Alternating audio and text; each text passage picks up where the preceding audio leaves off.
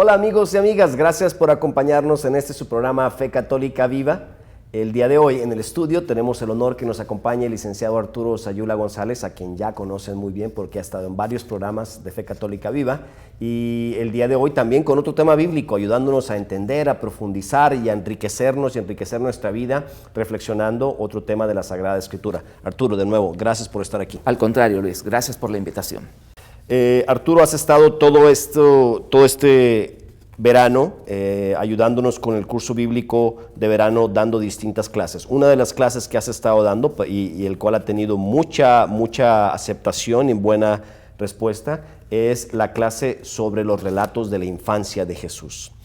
Esto puede ser uno de los relatos que más nos suenan fascinantes, interesantes. Se han hecho películas, ¿no? Vemos cada Semana Santa, nos ponen una película de relatos del niño Jesús haciendo cosas medio curiosas, ¿no? Entonces, la idea es que hoy nos ayudes a comprender esos relatos de la infancia de Jesús, el significado para el autor, el significado para la fe, el significado para nosotros como católicos. ¿Te parece? Me parece, muy bien. Muy bien. Cuando hablamos de los relatos de la infancia de Jesús, ¿de qué estamos hablando, Arturo? Mira, Luis, de suyo el tema es complicado, pero vamos a tratar de ponerlo en su justo contexto. Nosotros, los occidentales, siempre hemos elaborado nuestras obras, nuestros libros, obviamente, y valga la redundancia, empezando por el principio y concluyendo con el final. Sí. Ha sido muy profundo lo que nos has dicho, sin duda que nos ilumina. Pero el hombre de la Biblia es todo lo contrario. El hombre de la Biblia, sus narraciones no empiezan por el principio, paradójicamente empiezan por el final. Hablamos aquí obviamente en concreto de los evangelios. ¿Qué significa eso? Uno pensaría al abrir un evangelio, si nos encontramos con un relato de la infancia sobre nuestro Señor Jesucristo, uno diría, es con lo que se empezó la obra. ¿Sí? Al concluir el Evangelio, vemos las narraciones de la pasión, muerte y resurrección de nuestro Señor Jesucristo y decimos, fue lo último que se escribió de la obra.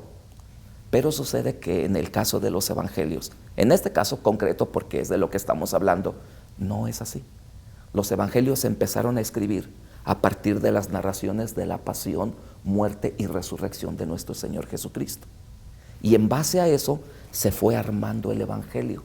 Yo utilizo el término, a lo mejor es muy burdo, pero de una cebollita. Capa y otra capa y otra capa y otra capa. De manera entonces de que lo que tenemos al final es lo que en realidad se escribió al principio. Y lo que tenemos al principio es lo que se escribió al final. Y de tal manera el mensaje que te quiero decir es el que está en el centro, ¿no? Todo te lo quiero decir, pero el mensaje fundamental. Va en orden. Claro. Todo lo que narren los evangelistas va en orden al acontecimiento central, la pasión, la muerte y la resurrección de nuestro Señor Jesucristo. Yo sé que, perdón. En realidad muchas cosas, a veces también nosotros lo hacemos así. Si me piden, por favor, danos una charla o un tema sobre esto, eso es el mensaje fundamental, pero entonces tú le generas una introducción a esto, intentas darle un contexto al tema para llegar al punto, al culmen, al clímax de esto, donde vas a decir esto es lo que te quería contar que sucedió, ¿no? Una canción, quizá no empiezas por la primera estrofa, empiezas por el estribillo y el mensaje fundamental, entonces no sería tan extraño quizá. No, de hecho, ya está prácticamente, la mayoría de los estudiosos serios están en la postura y en el acuerdo de que definitivamente así debió de haber sido. Así que esto para nosotros de entrada nos genera un conflicto, porque en lugar de leer a partir de los primeros capítulos, lo ideal sería que los evangelios los empezáramos a leer a partir de los relatos de la pasión, muerte y resurrección de nuestro Señor Jesucristo e irnos hacia atrás en base a eso. Primero se escribieron estos relatos, perdón por el término, pasión, muerte y resurrección de nuestro Señor Jesucristo. Luego se puso una segunda capa, dichos de Jesús. Y luego se puso una tercera capa, hechos de Jesús. Y luego una cuarta capa, las narraciones de lo que conocemos como el preministerio de nuestro Señor. Y finalmente la última capa, los relatos de la infancia. Eso genera un problema. A medida que nos alejamos del acontecimiento central, la información cada vez es más vaga. Y mucho, en este caso, de los relatos de la infancia de Jesús, los evangelistas no tenían información precisa. Solo 2 evangelistas incluyen estos relatos, Mateo y Lucas. Y si tú te das cuenta, el relato de Mateo es muy diferente al relato de Lucas en relación a la infancia. Los relatos de la pasión, muerte y resurrección de nuestro Señor Jesucristo, prácticamente los 4 evangelistas coinciden.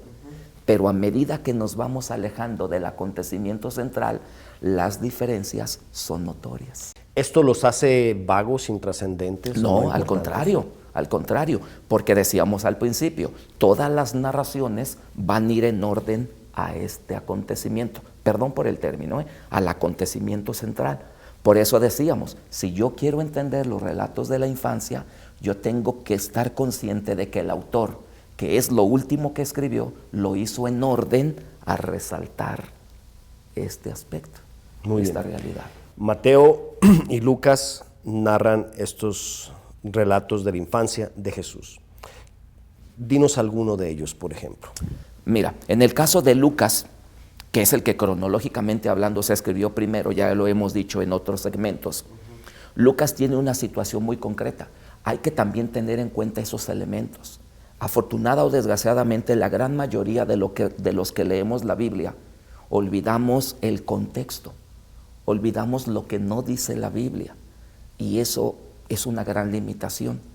Mucha gente cree que leer la Biblia es lo mismo que estudiarla, y son 2 cosas completamente diferentes. Si yo quiero estudiar la Biblia, tengo que tener en cuenta muchas herramientas que es natural y es entendible. El hombre de la Biblia no me las proporciona, porque da por entendido que todos los que lo están leyendo conocen bien las circunstancias. Pero nosotros 2000 años después no tenemos ni idea de lo que estaba pasando en aquel tiempo. Y si decíamos que en el caso de Lucas el evangelio se fue armando poco a poco, cuando llegan los relatos de la infancia de Jesús a anexarse a la obra, la situación que está viviendo la comunidad de Lucas es un poco especial. ¿Cuál es esa situación que se está viviendo? Hay un conflicto entre los seguidores de Jesús y los seguidores de Juan Bautista. Empieza a haber un conflicto porque cada grupo afirma que uno y otro son el Mesías. ¿Cómo sabes eso?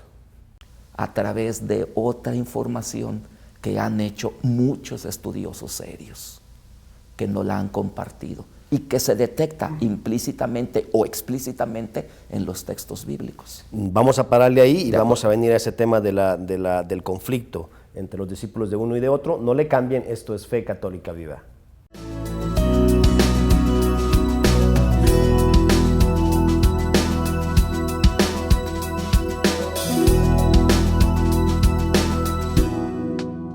¡Apúrate! ¡Apúrate! ¡Ey! ¿Qué están haciendo con mi carro? ¡Larguémonos! ¡Suéltame! ¡Suéltame, viejo! ¿Me vas a llevar a la policía? No, solo quiero hablar contigo. ¿Y tú quién eres para hablar conmigo? Alguien que sea lo mismo que tú.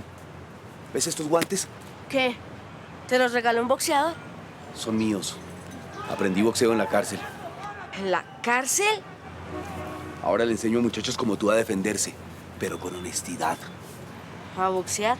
Sí, mira, ahí está el gimnasio. ¿Quieres pasar? Déjeme ver. Bueno, ok, pero solo a mirar. Ahí vas a encontrar muy buenos amigos. No te arrepentirás. Con tu ejemplo, puedes sembrar milagros. La familia unida, esperanza en la vida. Un mensaje de la Campaña Católica de la Comunicación.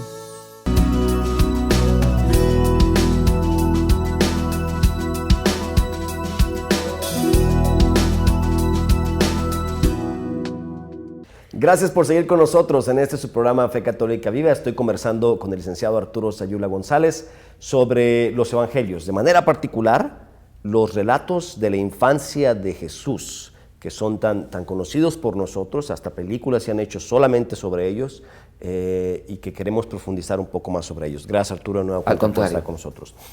Cerramos el segmento anterior, Arturo, diciendo que había un conflicto entre la comunidad de los seguidores de Juan el Bautista y la comunidad de los seguidores de Jesús, los cristianos, los católicos que estaban de ese lado.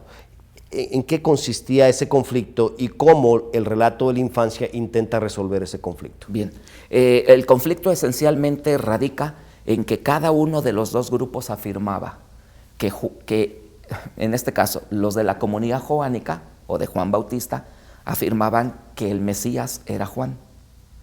Los de la comunidad cristiana católica afirmaban que el Mesías es Jesús. Lucas, a través de estos relatos, va a tratar de poner a cada quien en su lugar. Vamos a utilizar un término muy coloquial. A cada quien en su lugar. Juan Bautista fue un gran personaje, pero no es el Mesías. Juan Bautista fue el precursor, pero no es el Salvador.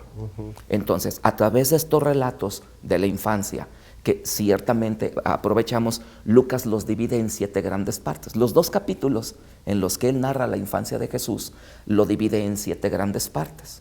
De estas 7 grandes partes, 4 se centran en la persona de Jesús y 3 se centran en la persona de Juan.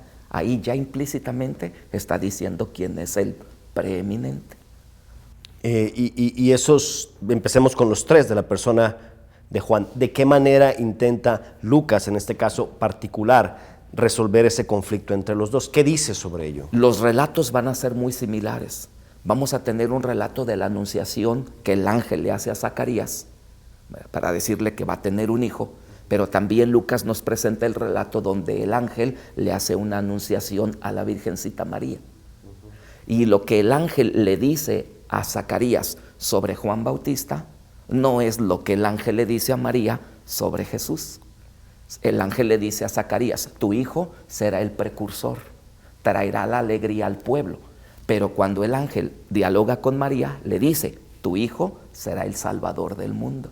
Entonces, ya con ese díptico, no sé si me doy a entender, ese relato paralelo está aclarando cuál es la misión de cada uno. Y de la anunciación sigue la visitación. Sigue la visitación. Que confirmará eso, dado Exacto. que el niño que está en el vientre de Isabel saltó en su vientre. Y santifica a Juan Bautista. Ya llevamos 2 de los 7 que nos dijiste, 3, o de las 7 partes. Técnicamente 3. 3. La anunciación de Juan, la anunciación de Jesús, la visita de la Santísima Virgen Dime María. otro, por favor. Los relatos del nacimiento. Ok. Y aquí se resalta, por ejemplo, que mientras Juan nace con todas las comodidades y en medio de una gran alegría, Jesús nace con todas las carencias y en medio de un desconocimiento total. ¿Por qué hacer eso? Para resaltar que los textos del Antiguo Testamento se cumplen en la persona de Jesús. El hecho de llevarlo a Belén, de hacerlo, de que suceda en Belén y que se den las características en él del Mesías, ¿no? Así es, exacto. Llevamos 4. El quinto relato gira en torno a la presentación del niño Jesús al templo. Eso no lo hacen para Ya Juan no lo Bautista. hacen para con Juan Bautista, exacto. ¿Qué sucede en este relato? En este relato, el anciano Simeón profetiza el futuro de Jesús. Y recordemos, no es que el anciano Simeón sea un visionario, sea un hombre que ve el futuro. Lo que pasa es que como el relato se escribió cuando ya Jesús había padecido, muerto y resucitado, entonces el evangelista Lucas pone en boca del anciano Simeón lo que ya le pasó a Jesús, cosa que no pasó con Juan. Llevamos 5. Llevamos 6. 6, nos falta 1. Así es, el momento en el que Jesús, de acuerdo a Lucas, se pierde en el templo. ¿Cuál es el propósito de ese relato? Fíjate qué interesante. Nosotros siempre hemos manejado esa expresión: Jesús se perdió en el templo, pero en realidad Jesús no se perdió. Los perdidos eran los papás, él sabía dónde estaba. Jesús se encontró su vocación. Para el hombre de la Biblia, el niño entre los 12 y los 13 años llega a la edad de la madurez, se hace hombre. Jesús en esa edad ya sabe cuál es su misión, se ha encontrado a sí mismo. ¿Cómo deberíamos llamarlo entonces? En lugar de cuando rezamos el rosario y decimos el niño perdido ya en el templo. Podríamos utilizar Jesús encuentra su vocación, Jesús manifiesta su misión, la manifestación de Jesús, podrían ser términos más apropiados. Sin embargo, vemos en películas otros relatos de Jesús jugando como otro niño, de haciendo ciertos milagros de niño, también, ¿de dónde vienen todos estos? Por lo regular, este tipo de relatos vienen de lo que nosotros llamamos evangelios apócrifos. ¿Qué es eso? Los evangelios apócrifos fueron relatos que también se elaboraron más o menos en esos mismos años. Pero desde siempre la comunidad cristiana entendió que mientras los 4 evangelios fueron redactados producto de la inspiración divina, los demás evangelios, que cariñosamente llamamos apócrifos, fueron redactados producto de la imaginación de los escritores. Son 2 realidades muy diferentes. Unos documentos, perdón por el término, están elaborados bajo la iluminación del Espíritu Santo. Otros están elaborados bajo la imaginación de los lectores. ¿Cómo sabemos cuáles son unos y cuáles son otros? Es muy simple, hasta cierto punto. La primera referencia es si la narración contiene o va acorde con el espíritu cristiano. Si va acorde con el espíritu cristiano, hay más probabilidades de que sin duda alguna esté inspirado por Dios. Si atenta contra el espíritu cristiano, entonces es casi seguro que no es producto del Espíritu Santo. Podríamos poner un ejemplo si el tiempo no lo permite. ¿Y quién determina eso? A mí no me han preguntado. Lo que nosotros llamamos canon bíblico, ¿verdad? O conjunto de libros inspirados, lo definió la segunda generación apostólica. Es decir, se definió entre el año 100 y el año 200. Se calcula con un poquito más de precisión que alrededor del año 175 de nuestra era. Eso significa que le tocó a la siguiente generación apostólica, no a los apóstoles, a la siguiente generación apostólica, que la historia de la Iglesia Católica los conoce como los padres apostólicos o los sucesores de los apóstoles, los que se vieron en la necesidad de definir el canon. Es obvio que el fenómeno Jesús de Nazaret habrá generado miles de escritos, no solamente los que tenemos acá, y de ahí es que surgen muchos que no son parte del canon bíblico. Así es. No le cambien, se nos ha acabado el tiempo del segmento número 2, volvemos en un momentito en este que es su programa Fe Católica Viva, conversando con el licenciado Arturo Sayula González.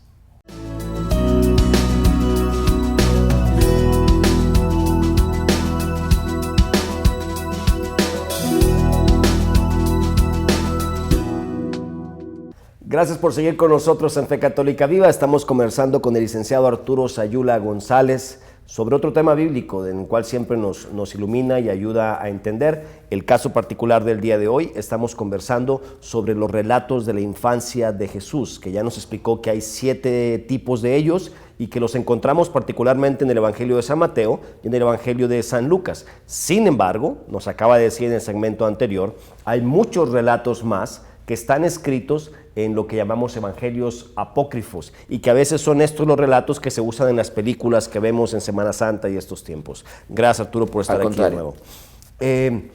Hablamos de estos relatos de los evangelios apócrifos. Cuéntanos uno de ellos. Mira, por, digamos, datos fuera de la Biblia, por crónicas fuera de la Biblia, se habla de aproximadamente en tiempos apostólicos de unos 30 documentos. No se conservan todos, algunos solamente se conservan algunos fragmentos, pero hay uno, por ejemplo, en lo personal que a mí me ha gustado mucho porque puede servir una buena referencia. Es el Evangelio del pseudo Mateo, se le atribuye al apóstol Mateo, pero todo mundo sabía que obviamente no era escrito por él. El Evangelio dice que cuando la Sagrada Familia regresó de Egipto, Jesús tenía aproximadamente unos 6 años de edad. Un día estaba jugando ahí a las orillas del río Jordán y decidió construir con el barro formado por la misma cauce del río, la mezcla con el agua, formar 7 barquitos. Entonces hizo a su vez 7 surcos por donde el agua del río Jordán entraba a través de esos surcos. Jesús construye sus barquitos, pero los construye en día sábado. Para el pueblo israelita, el sábado es el día sagrado, sábado significa descanso, y por lo tanto, muchos de los 613 preceptos que tienen los israelitas giran en torno a qué es lo que se puede y no se puede hacer en sábado. Entre ellos es hacer barro o algo con barro. Por eso resulta interesante que en el Evangelio de Mateo nos diga que Jesús tomó barro y le puso a un cieguito, se lo colocó en los ojos. Era sábado. Y era sábado. Así que es una manera de decirnos lo que ya en otros textos habíamos escuchado de Jesús. El sábado se hizo para el hombre y no el hombre para el sábado. Bueno, partiendo de ese precepto, se nos narra que Jesús hizo 7 barquitos con barro. Así que prácticamente estaba cometiendo un pecado, estaba atentando contra la ley. Jesús coloca cada uno de los 7 barquitos en cada uno de los 7 surcos. Y a una orden suya, los barquitos empezaron a dar vueltas a través de los surcos sin que se los llevara la corriente. El mismo Evangelio nos dice que en ese momento llega el que será el futuro Judas el traidor. Así que era Juditas, que tenía más o menos la misma edad que nuestro Señor Jesucristo. Él llegó y le destruyó sus 7 barquitos de barro con el argumento de que era sábado. Jesús, muy molesto, tiene 6 años de edad, insisto, nos dice el Evangelio, le echó una maldición, le lanzó una maldición y Juditas cayó muerto al instante. La gente se empezó a remolinar al ver la situación y empezaron a querer lastimar y ofender a San José y a la Virgencita María. La Virgencita María y San José, acosados por la multitud, fueron hacia Jesús y le pidieron que resucitara a Juditas.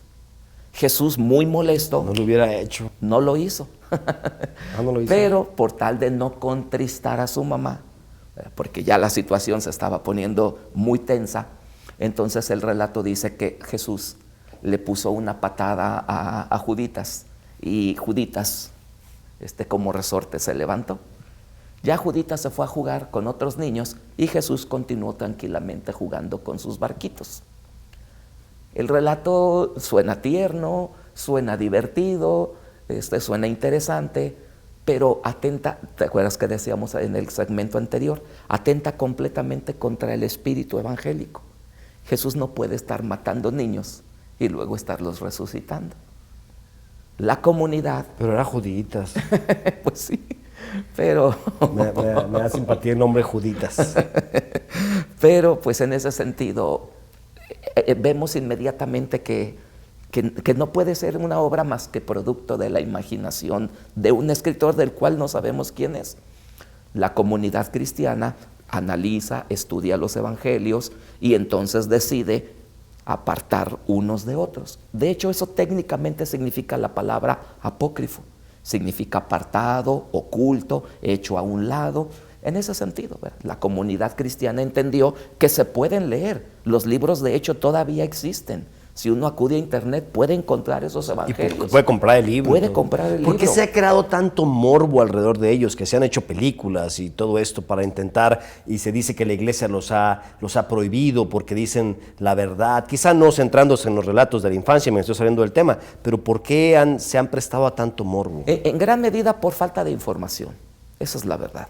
La iglesia nunca ha prohibido la lectura de libro alguno. La iglesia lo que ha pedido es que los libros se lean con el criterio correcto. Si es una novela, léela con el criterio de una novela. No lo tomes como un libro histórico.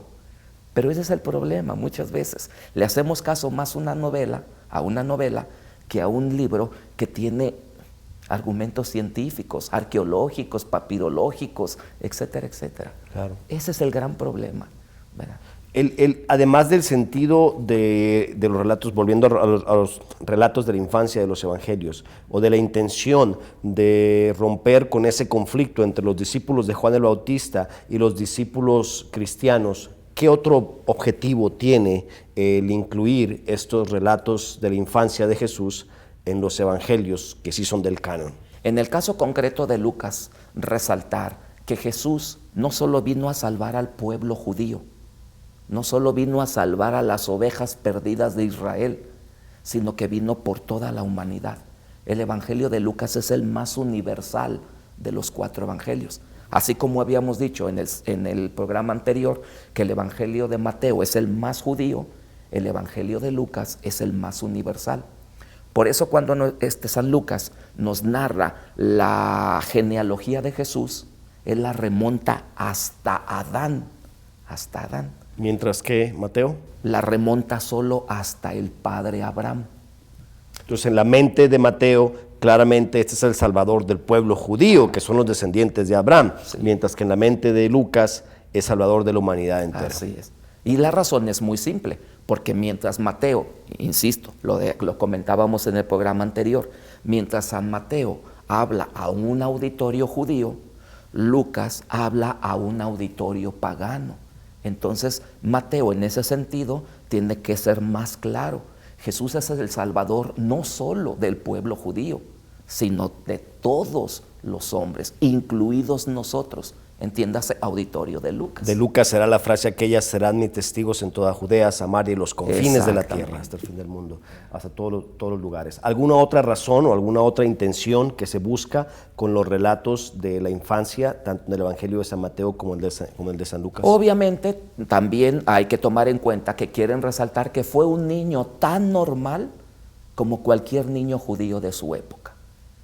Hay muchas creencias de que Jesús se fue a la India, se fue a la Cachemira, se lo llevaron los marcianos, allá lo prepararon y cuando inicia su ministerio tiene unos poderes y tiene una preparación sobre especial.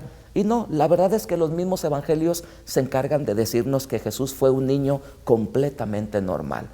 Lucas y Mateo nos van a decir, en este caso Lucas, que Jesús, después de haberse perdido, ya lo comentamos en el programa anterior, se regresa a Nazaret con sus padres y crece en estatura, en gracia y en sabiduría. Eso en el lenguaje bíblico significa que creció como cualquier niño, De alguna manera tenemos que entender que cuando hablamos de Jesús de Nazaret, hablamos del ser que ha pisado esta tierra, que ha tenido más influencia en la historia de la humanidad. Entonces, cantidad de textos, cantidad de escritos se han hecho en su honor y también en su contra, por supuesto, porque nadie más ha influido más en la vida de la historia del mundo que este Jesús de Nazaret. Así es. Arturo, muchas gracias de nuevo por tu tiempo, por haber estado con nosotros, y a todos ustedes muchas gracias por su atención, por preferirnos. Ya saben que nos vemos cada semana en este canal para aprender un poco más de la fe, para profundizar sobre nuestra fe, sobre todo para aprender cómo vivirla y ponerla en práctica. Esto fue Fe Católica Viva. Dios les bendiga.